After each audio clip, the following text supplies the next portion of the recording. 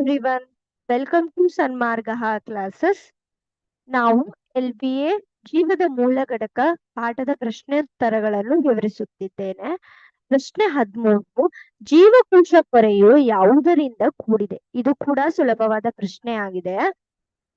ವಿಷಯದಲ್ಲಿ ನೋಡ್ಬೋದು ವಿದ್ಯಾರ್ಥಿಗಳೇ, ನೋಡಿ, ಜೀವಕೋಶದ ಪೊರೆಯು ಜೀವಕೋಶ ಇಲ್ಲಿ ಅವರು ಪ್ರಾಣಿ ಜೀವಕೋಶ ಅಥವಾ ಸಸ್ಯ ಜೀವಕೋಶದ ಬಗ್ಗೆ ಕೇಳ್ತಾ ಇಲ್ಲ, ಎಲ್ಲವೂ ಸೇರಿಸಿ ಜೀವಕೋಶ ಪೊರೆ ಅಂದರೆ ಸೆಲ್ ಮೆಂಬ್ರೇನ್ ಇದು ಯಾವುದರಿಂದ ಕೂಡಿದೆ ಎಂದು ಕೇಳ್ತಿದ್ದಾರೆ.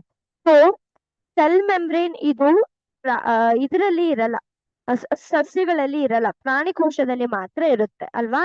ಸೊ ಇದು ವ್ಯತ್ಯಾಸವನ್ನು ನೀವು ಸರಿಯಾಗಿ ನೆನ್ಪಿಟ್ಕೊಂಡಿರ್ಬೇಕು. ಸೊ ಜೀವಕೋಶ ಪೊರೆ ಯಾವುದರಿಂದ ಆಗಿದೆ? ಜೀವಕೋಶ ಪೊರೆಯು ಇಲ್ಲಿ ಲಿಪಿಡ್ಗಳು, ಪ್ರೋಟೀನ್ಗಳು, ಕಾರ್ಬೋಹೈಡ್ರೇಟ್ಗಳಿಂದ ಆಗಿದೆ. ಧನ್ಯವಾದ.